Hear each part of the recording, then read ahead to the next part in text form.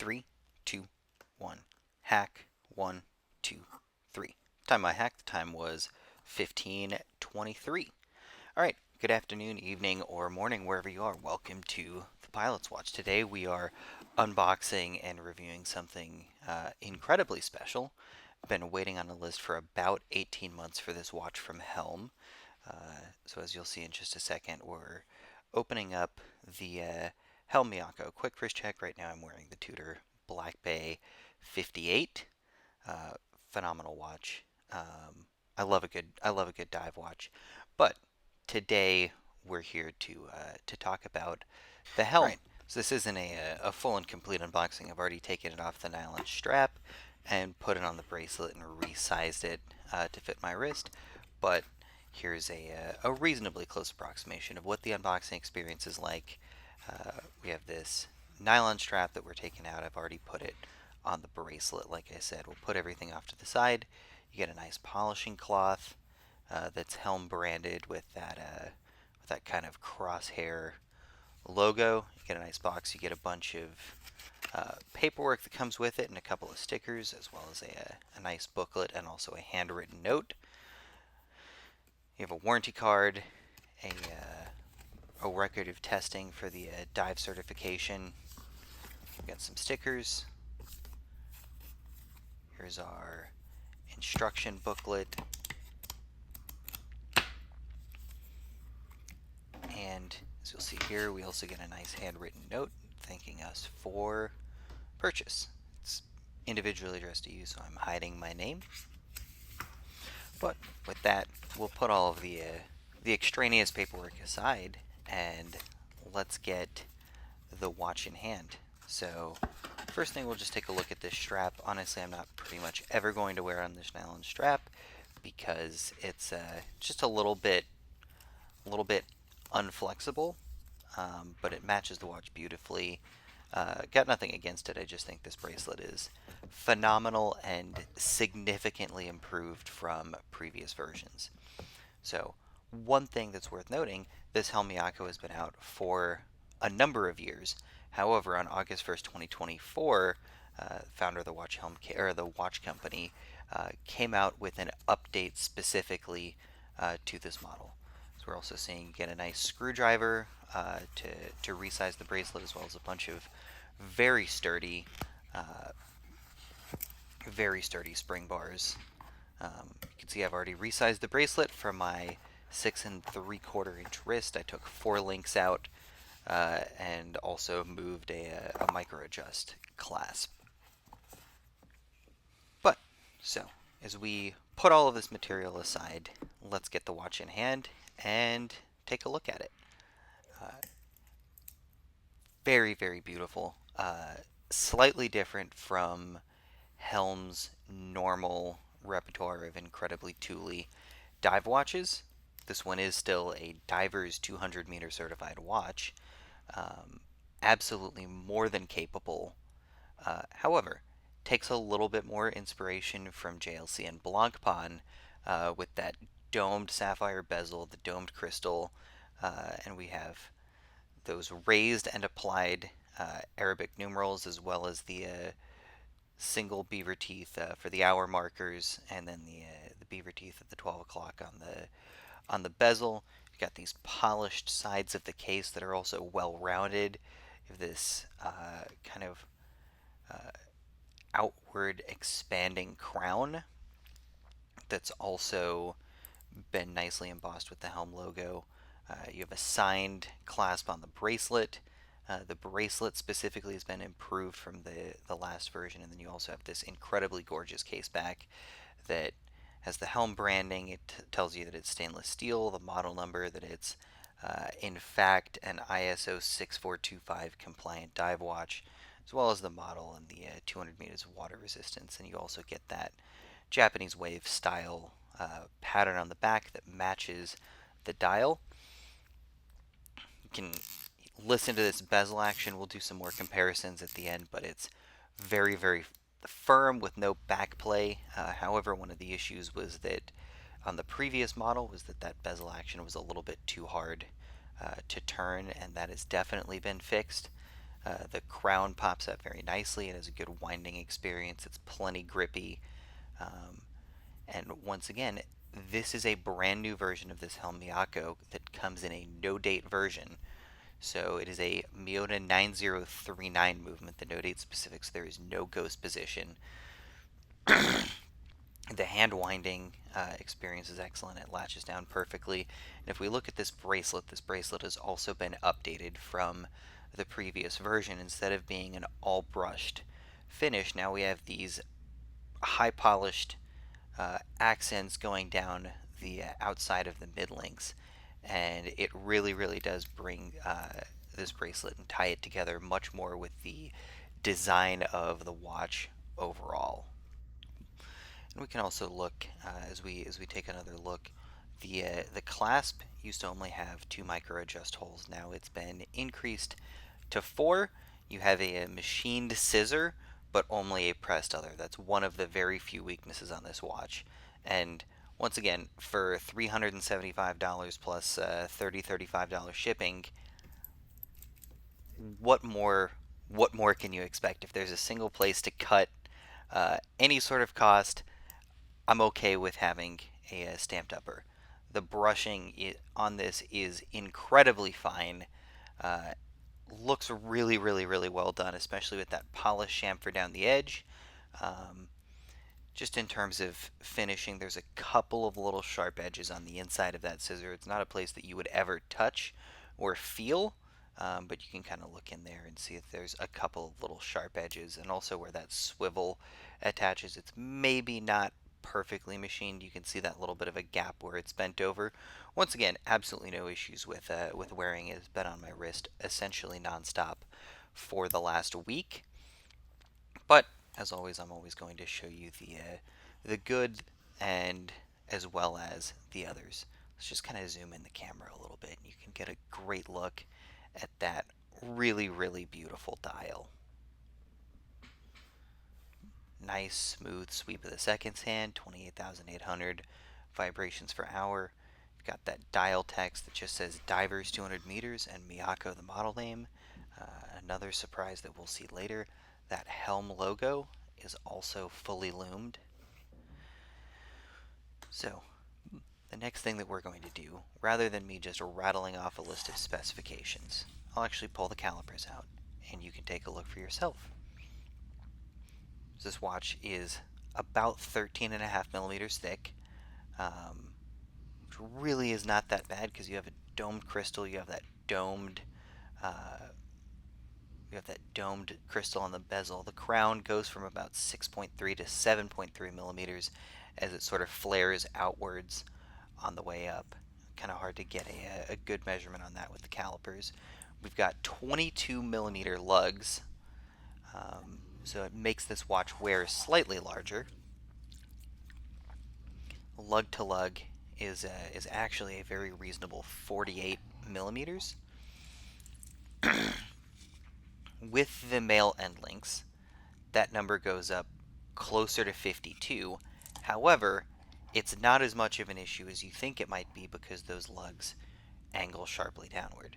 This watch is 41.5 millimeters at the bezel, but it's a little bit closer to 40 millimeters at the case. That bezel steps out just slightly. We can kind of see we're 40.8. So that bezel kind of gives you that extra millimeter.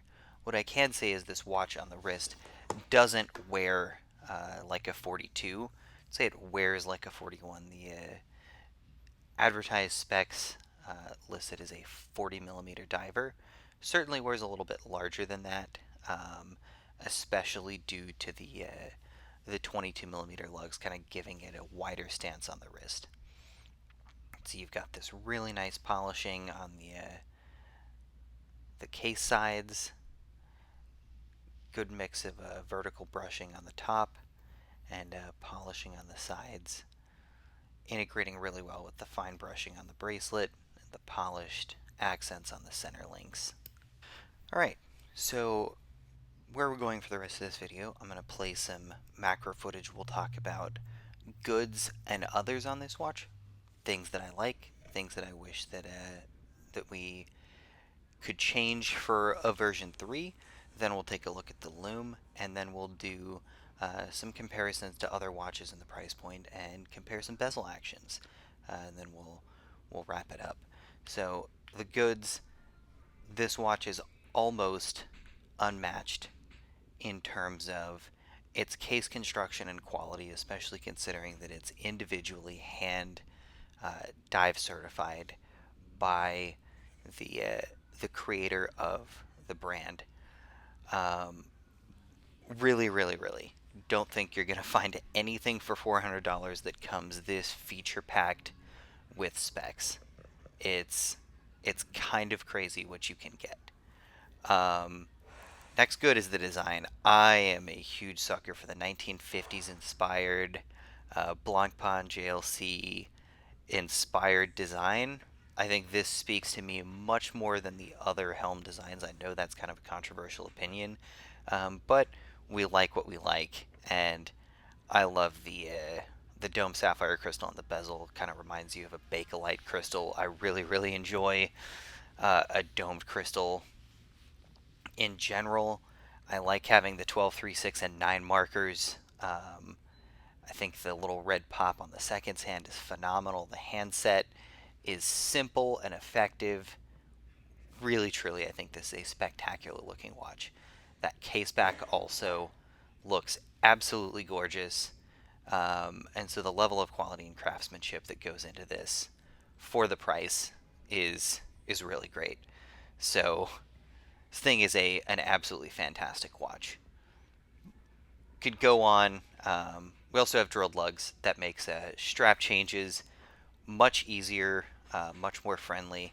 Um, Something else that's worth noting is the tolerances on this bracelet are really, really, really tight. Um, Kind of an other.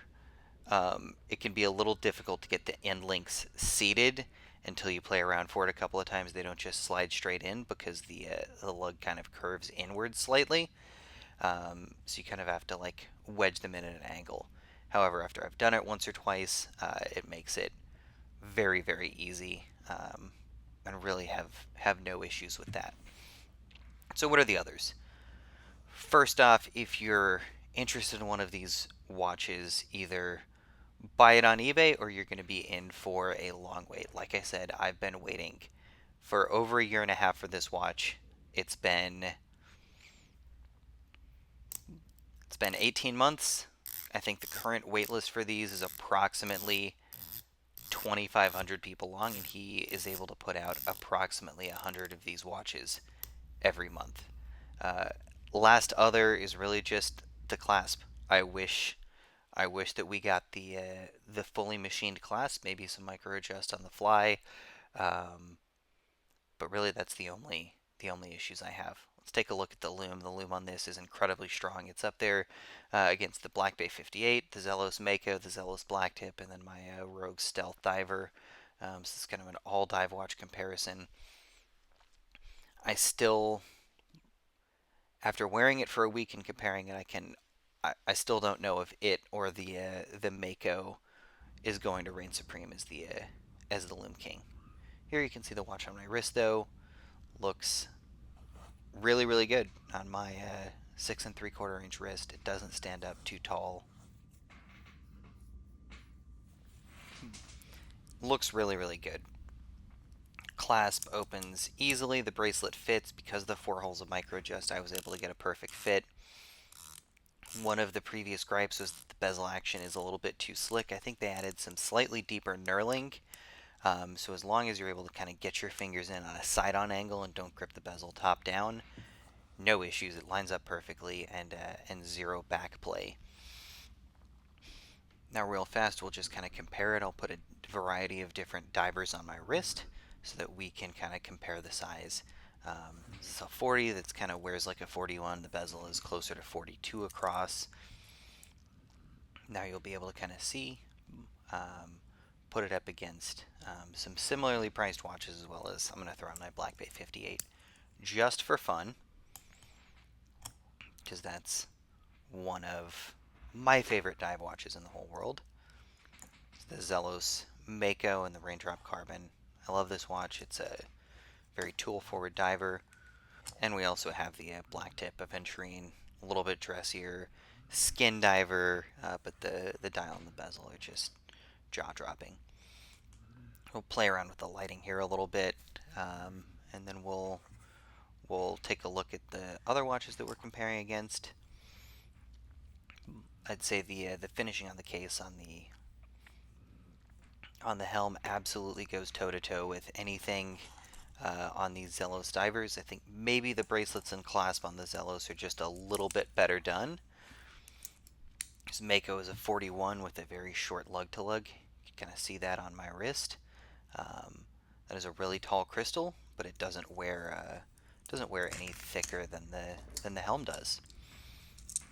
You see the black tip as well. This is a 41, and that wears just about the exact same on my wrist, and it might even look just a little bit taller. Next, we'll take a look at the 39mm Black Bay 58. Watch, I think, just has about the perfect proportions for my wrist.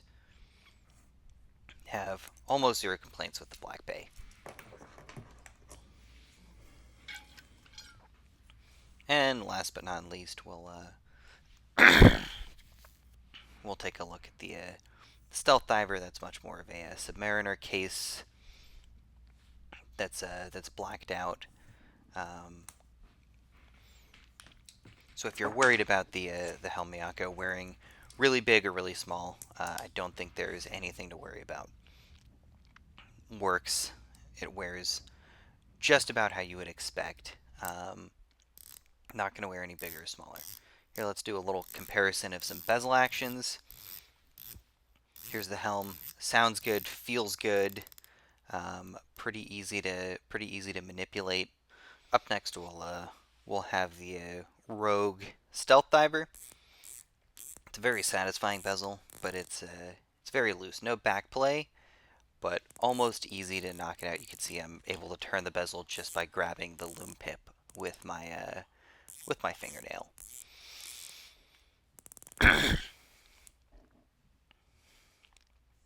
There, we got it all lined up perfectly. Now we'll compare it. Here's the Zealous Black Tip. It's a titanium bezel, so it always sounds a little bit different. Once again, though, the Helm's bezel action is right there with any of the other watches in its price range, and potentially a little bit better. Zealous Mako, great bezel action. This one is a little bit harder to grip, and I think the Helm sounds better. You can kind of be the judge of that for yourselves. And then the Tudor Black Bay is up next, and the Black Bay has, I think, the best bezel action I have ever felt. 60 click bezel, and it has that extra firm click at the 12 o'clock. Absolutely a joy. So, in conclusion, for $400, you're not going to find a better dive watch than the Helm Miyako. Absolutely knocked it out of the park. Zero large complaints.